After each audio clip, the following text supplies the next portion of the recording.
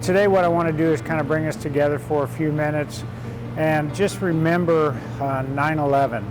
So it's been 20 years now, and we promised to never forget, and we absolutely never should forget.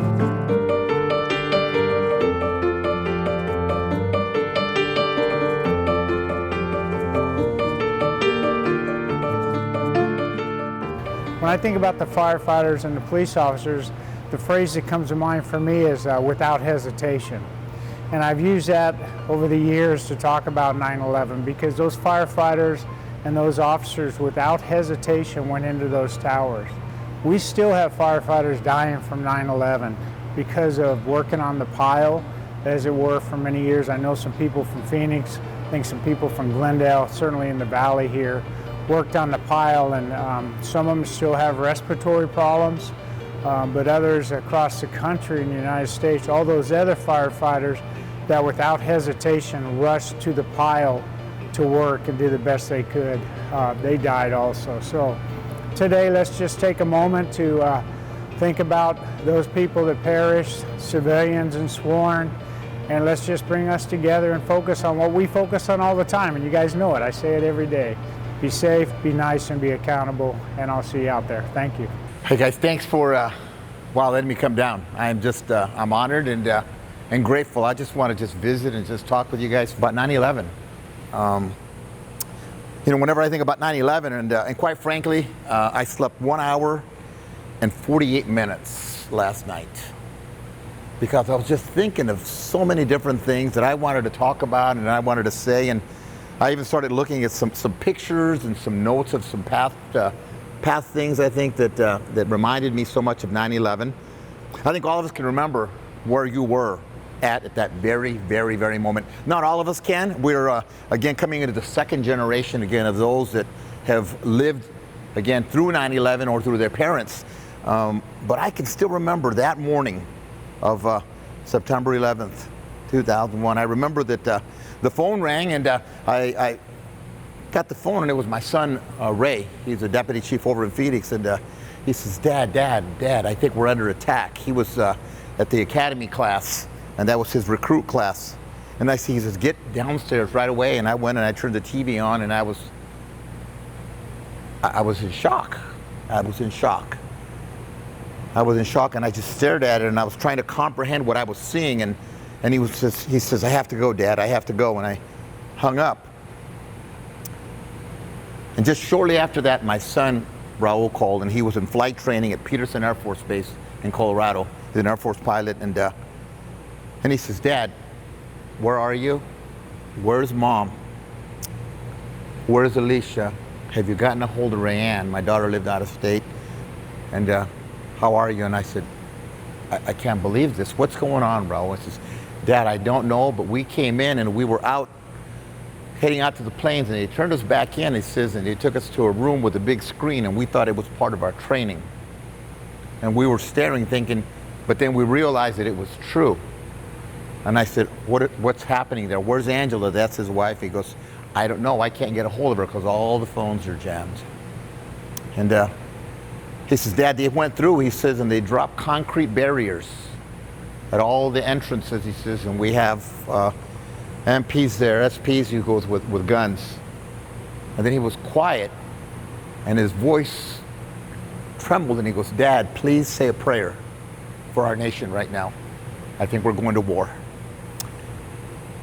Prayed with my son. I called my wife. I said, do you know what's happening? He goes, people are coming in and telling me. She was working at a grocery store. And I said, listen, I'm not going to go to work today. I said, I'm going to stop by the detention center. At that time, I was working for the county as a chaplain there, and my wife said, I'll be home soon. So I went over to the county, and I saw some of their staff there, and there were people that in tears and people walking around because they have family members in New York, Pennsylvania, and DC, and we really didn't know what was happening. But I remember distinctly walking in, and I saw Rich. He was one of the guards, or a Vietnam veteran. He looked at me and he said, Chaplain, he says, we're going to war for our nation. And then it sunk in me that this was such a real thing. I went back, grabbed something out of my office there. We gathered the staff there, whatever we could out of the supervisors, the staff, detention officers. And they all sat at a table. We debriefed a little. And they said, would you please just say a prayer, Chaplain? They said, we're very scared. We're very afraid. We're very afraid. Well, my wife came home when I got home, and that's our anniversary, September 11th. September 11th is our anniversary. And we just stared at the TV, and we sat there 3 hours. 3 hours, and finally around 5 o'clock, we went and I bought a pizza at the corner. We didn't even eat the pizza. We stared at it. I remember holding my wife's hand and saying, you know, this is going to change everything. This is going to change everything for Ray, for Raul. It's going to change our whole nation.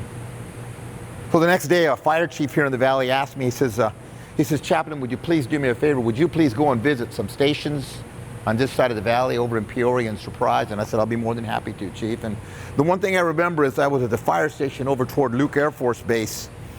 And as I was talking there to one of the guys there, he was with the Copperheads 62nd Air Refueling Group out of Sky Harbor, KC-135s, and he says, you know, I'm going to be deployed.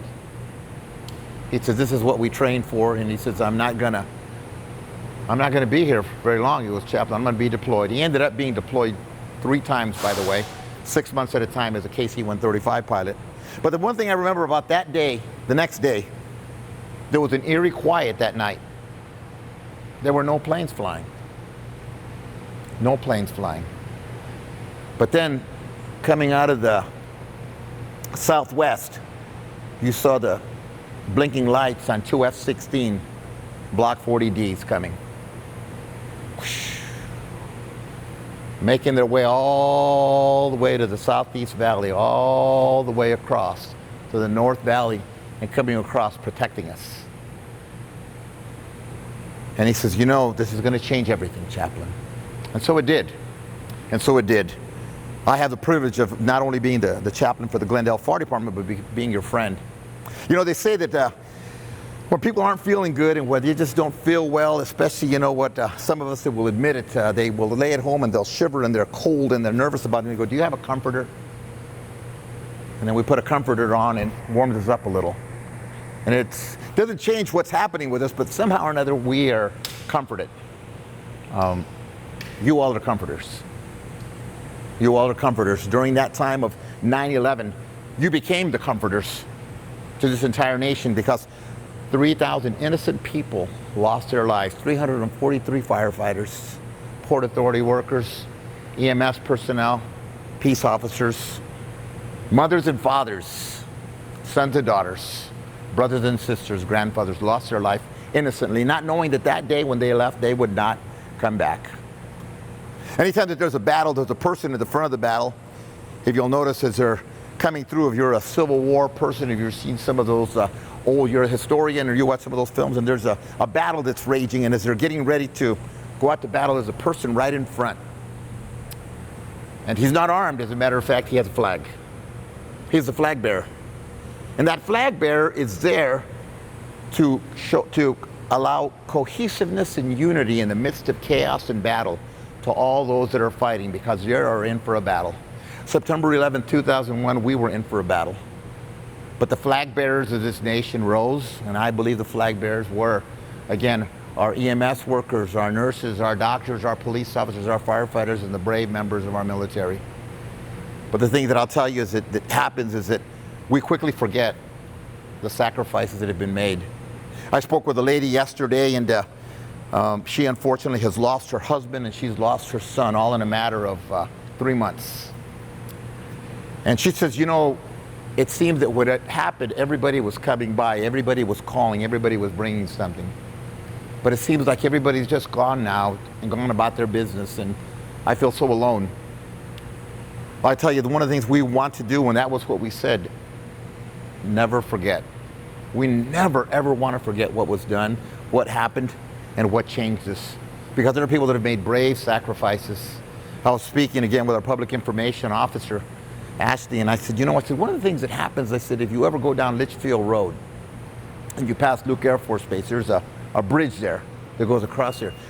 I don't know how many thousands of cars pass that bridge every single day. But if you were to ask somebody, do you know who that bridge is dedicated for? And do you know what they did?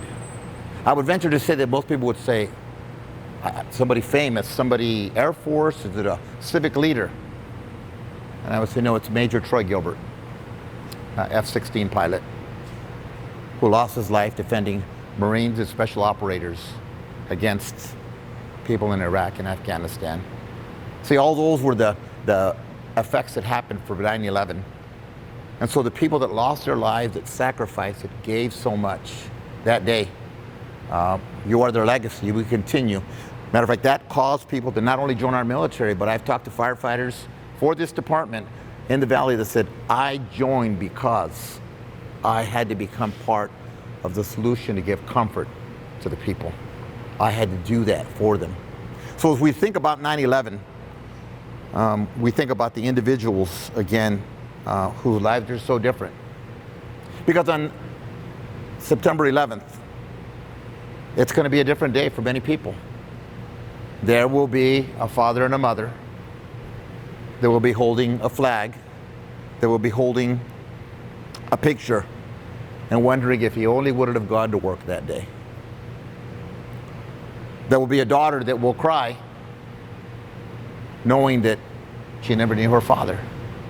There's a widow that wonders what it would have been like on this anniversary of how she lost her husband, and she had no idea that that was going to happen that day.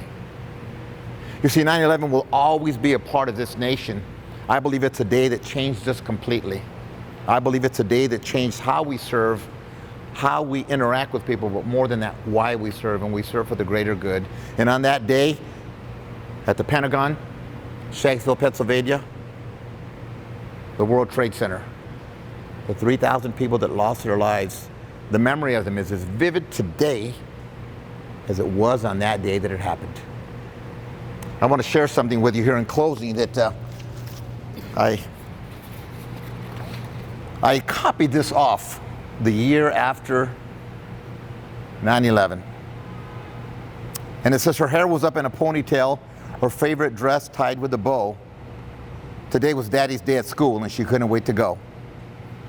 But her mommy tried to tell her that she probably should stay home, why the kids might understand if she went to school alone. But she was not afraid. She knew just what to say, what to tell her classmates of why he wasn't there that day. But still her mother worried for her to face this day alone. And that was why once again she tried to keep her daughter home. But the little girl went to school eager to tell them all about a dad she never sees, a dad who never calls. There were daddies along the wall and back for everyone to meet, children squirming impatiently, anxious in their seats. One by one, the teacher called each student from the class to introduce their daddy as seconds slowly passed. At last, the teacher called her name. Every child turned to stare. Each of them was searching for a man who wasn't there. Where's her daddy at? She heard a boy call out. She probably doesn't have one. Another student dared to shout. And from somewhere near the back, she heard a daddy say, looks like another dad, too busy to waste his day. The words did not offend her as she smiled at her mom and looked back at her teacher who told her to go on. And with her hands behind her back, slowly she began to speak. And out from the mouth of a child came words incredibly unique. My daddy couldn't be here because he lives so far away, but I know he wishes he could be since this is such a special day. And though you cannot meet him, I wanted you to know all about my daddy and how much he loves me so. He loved to tell me stories. He taught me to ride my bike. He surprised me with pink roses and taught me to fly a kite. We used to share fudge sundaes and ice cream in a cone. And though you cannot see him, I'm not standing here alone, because my daddy's always with me even though we are apart. I know because he told me he'll forever be in my heart. With that, her little hand reached up and lay across her chest, feeling her own heartbeat beneath her favorite dress. And from somewhere in the crowd of dads, her mother stood in tears, probably watching her daughter, who was wise beyond her years. For she stood up for the love of a man not in her life, doing what was best for her, doing what was right. And when she dropped her hand back down, staring straight into the crowd, she finished with a voice so soft, but its message clear and loud.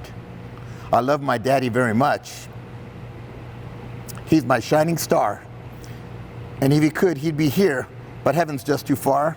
You see, he was a fireman and he died just this past year when airplanes hit the towers and taught Americans to fear.